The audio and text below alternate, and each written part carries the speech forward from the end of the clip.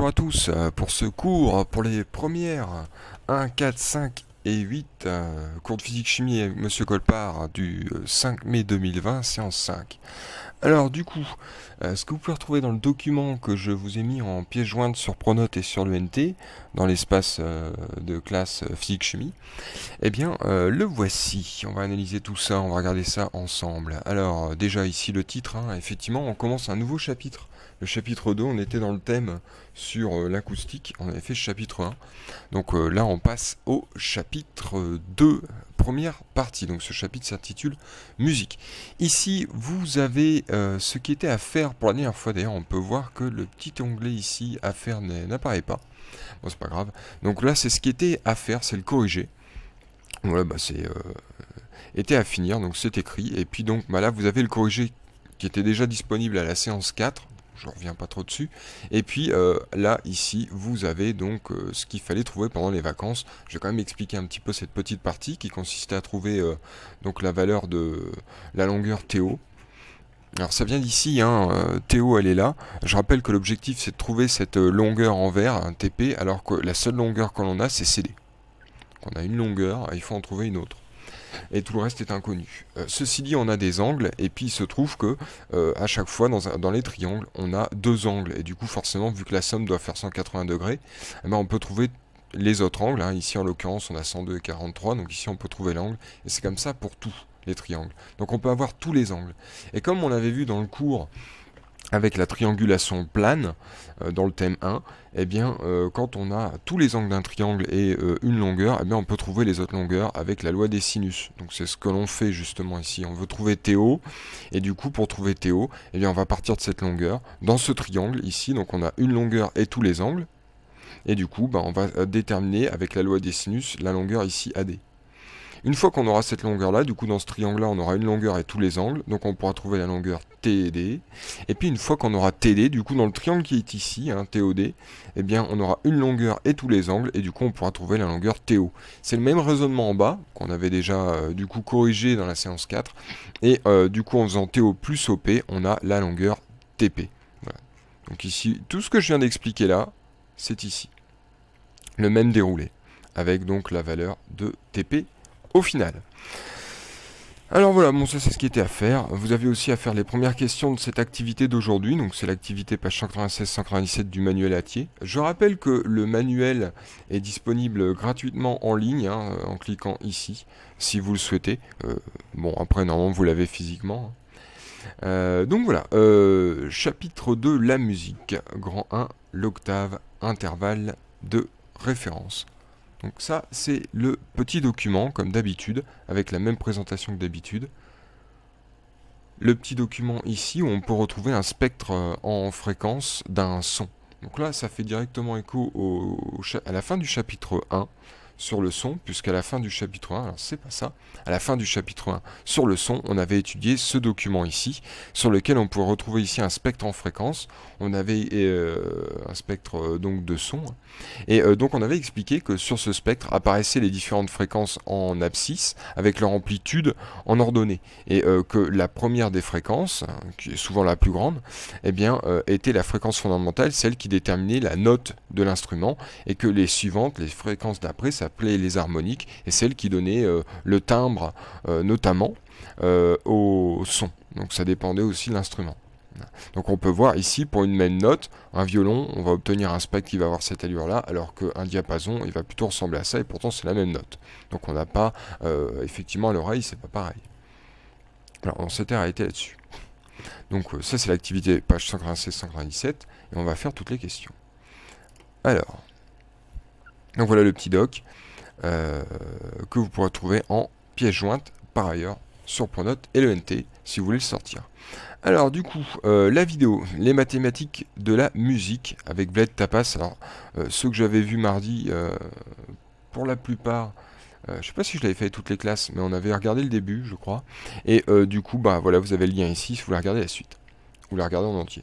La manipulation, alors celle que je vais vous présenter au bureau, elle est ici. Vous avez un tuto en vidéo, donc il faut que vous cliquez là, vous le scannez, vous regardez le tuto, et vous allez essayer de le faire en même temps. Alors pour le faire en même temps, vous avez ici du coup le lien vers le logiciel, parce qu'il faut du coup installer un logiciel qui est libre, hein, vous pouvez l'installer comme ça. Vous allez voir l'onglet qui est ici, vous cliquez et vous choisissez Windows, Mac en fonction de votre système d'exploitation.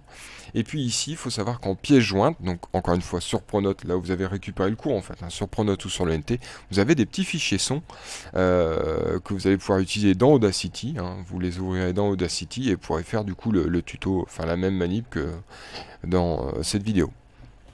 Donc ça je vous laisse regarder. Je ne vais pas le refaire puisque ici vous avez le tuto. Vous avez qu'à cliquer dessus. Alors, donc, les réponses à l'activité d'aujourd'hui. Alors, l'activité d'aujourd'hui. Ici, donc l'octave, un intervalle de référence. On va voir ça. Alors ici, d'un point de vue musical, comment l'intervalle d'une octave est-il défini? Alors évidemment, je vous invite à lire, hein, si vous ne l'avez pas déjà fait, les différents documents. Et du coup, ici, comment l'intervalle d'une octave est-il défini? Alors, du coup, il fallait regarder ce document 1, c'est défini juste là. Et donc la réponse, tout simplement, c'est que c'est l'intervalle contenant 8 notes. On va voir pourquoi après, hein, comment ça fonctionne exactement. Alors, pourquoi en particulier 8 notes, ça va plutôt venir plus tard dans le chapitre, mais pourquoi la fréquence de la première note et de la dernière, elles sont telles qu'elles sont. Donc un intervalle contenant 8 notes, et sachant qu'on commence et on termine avec une note du même nom, c'est-à-dire qu'on va commencer avec un Do, par exemple, on va finir avec un Do, c'est juste que c'est le Do suivant. Donc entre le Do 3 et le Do 4, on a une octave, entre le Fa 4 et le Fa 5, on a une octave, etc. Question suivante. Alors, question suivante, pour quelle raison la notion d'intervalle est-elle si importante? Alors ça c'est expliqué notamment dans ce document 3. Alors, pourquoi est-ce si important? C'est parce que l'intervalle, c'est ce que l'on ressent à l'oreille, c'est ce qu'on appelle l'oreille relative. C'est-à-dire qu'un intervalle, c'est ce qui...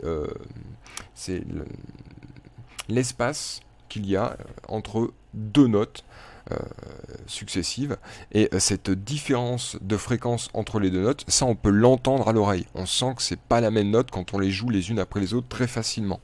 Et si elles sont harmonieuses les unes avec les autres, ça peut faire une jolie mélodie quand on joue dans un intervalle différentes notes. Ceci étant, c'est ce qu'explique le document, quand on joue une note toute seule, donc il n'y a pas d'intervalle entre les notes puisqu'il n'y a qu'une seule note, c'est très difficile par contre de savoir de quelle note il s'agit. Alors que c'est beaucoup plus simple de savoir quel est l'intervalle, c'est-à-dire l'espace entre deux notes, pour quelqu'un qui est habitué, ce qu'on appelle l'oreille relative. L'oreille absolue, déterminer une note comme ça, jouer sans aucun contexte et sans aucune comparaison, ça c'est beaucoup plus dur, c'est ce qu'on appelle l'oreille absolue. Je vous laisse prendre connaissance du document, hein, pour avoir plus d'amples détails. Petit 3, quelle grandeur physique caractérise la hauteur d'une note? Alors ça c'est expliqué aussi dans ce même document. La hauteur d'une note, c'est tout simplement la fréquence d'une note, et à plus forte raison la fréquence fondamentale. Ça c'est une question de vocabulaire, hein. Donc ensuite, question 4, déterminer la valeur, alors vous avez une manip, qui est grosso modo celle que je vous ai demandé de faire juste avant. Donc déterminer la valeur de la fréquence fondamentale du Do 1. Alors évidemment, si vous n'avez pas fait la manip, hein, et que vous avez l'intention de la faire, faites-la maintenant. Et mettez en pause, mais revenez plus tard. Bon, donc alors, déterminer la valeur de la fréquence fondamentale du Do 1. Alors, elle est là, il suffit de lire en abscisse, et du coup on trouve que c'est à peu près 131 Hz. Question suivante. Les intervalles entre les Do peuvent-ils être caractérisés par une différence de fréquence justifiée? Alors différence, ça veut dire que l'espace, la valeur de fréquence, l'augmentation en fréquence va être toujours la même. C'est-à-dire que, par exemple, si entre le Do 1 et le Do 2 j'ai 200 Hz, eh bien entre le Do 2 et le Do 3 je devrais avoir 200 Hz à nouveau, entre le Do 3 et le Do 4 200 Hz à nouveau. Voilà, c'est toujours la même différence. Et il se trouve que si on regarde, elles sont ici, hein. La suivante c'est 262, puis 524, puis 1048, on peut voir que c'est pas du tout à chaque fois la même valeur de fréquence qui est ajoutée. Pour passer de 131 à 262, on ajoute 131. Pour passer de 262 à 524, on ajoute 262, c'est pas la même valeur. Et pour passer de 524 à 1048, on ajoute 524. Donc c'est encore une fois pas la même chose. Donc non, ce ne sont pas les mêmes. Question 6, quelle relation mathématique simple permet de relier les fréquences de ces 4 Do? Comme vous l'avez peut-être remarqué, il y avait quand même une relation entre ces Do. Quand je vous ai donné ici la valeur qu'il fallait ajouter à chaque fois, eh bien, en fait, il fallait juste multiplier par 2. Voilà. Vous prenez la fréquence du Do 1, vous faites x2, donc 131 x 2, vous obtenez 262. Vous faites la fréquence du Do 2, donc ici 262, vous faites x2, vous obtenez 524. 524, vous faites x2, vous obtenez 1048. Donc c'est ça, en fait, la relation. C'est multiplié par 2. Proposer une définition de l'octave utilisant les fréquences fondamentales des notes. Alors, du coup, tout simplement, une octave, c'est x2. On multiplie la note par 2 et on a la note de l'octave d'après. Enfin, une octave plus loin. Donc le Do 1, vous le multipliez par 2, vous avez le Do d'une octave plus loin, c'est-à-dire le Do 2. Et là, on touche à quelque chose d'important. Parce que comme il est expliqué dans le document ici, on vous dit que l'octave est souvent l'intervalle le plus réussi, c'est-à-dire le plus consonant. Alors la question, c'est pourquoi en particulier ce x2 ? Pourquoi en particulier ce x2 fait que c'est la note, effectivement cet intervalle est consonant, c'est-à-dire que quand on passe du Do 1 au Do 2, on sent qu'il y a quelque chose d'agréable à l'oreille. Et bien alors pour savoir ça, il faut regarder tout simplement le document d'aujourd'hui, qui est ici. Hop, voilà. Alors, Kesako. Souvenez-vous, dans le chapitre 1, sur le son. On avait expliqué ce spectre un petit peu.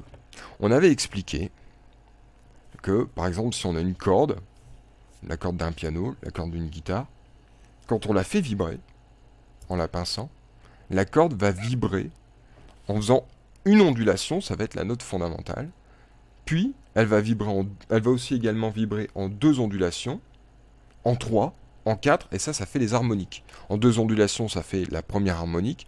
En 3 ondulations, ça fait la deuxième harmonique, etc., etc. On avait même donné la relation.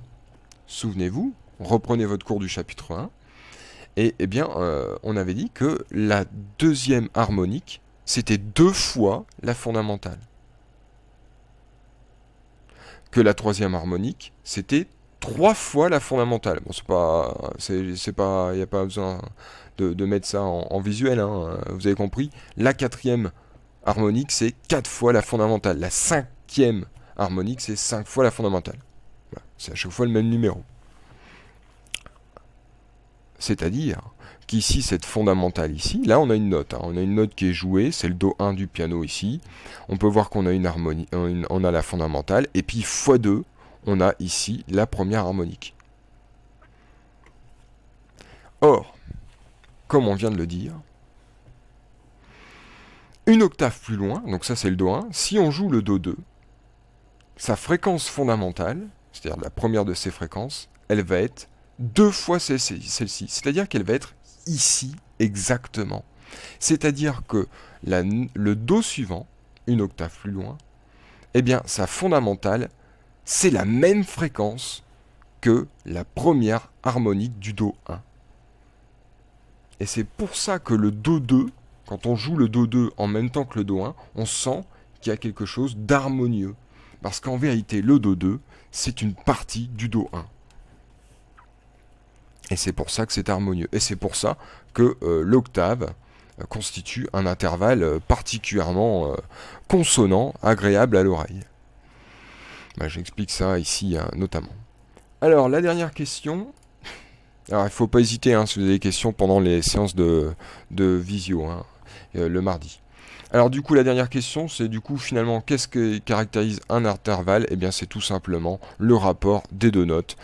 Par exemple, une octave, ça va être 2. Mais vous en avez d'autres. Vous avez des intervalles où on multiplie par 3, on verra ça plus tard. Ne brûlons pas les étapes. La conclusion donc, en physique, l'intervalle entre 2 notes vaut leur rapport en fréquence fondamentale F1. Si ce rapport vaut 2, alors l'intervalle est une octave. On verra d'autres intervalles plus plus tard. Les travaux à réaliser pour la prochaine fois sont indiqués ici. Voilà, tout simplement. Les questions de l'activité suivante, et puis la manip, il faut la faire.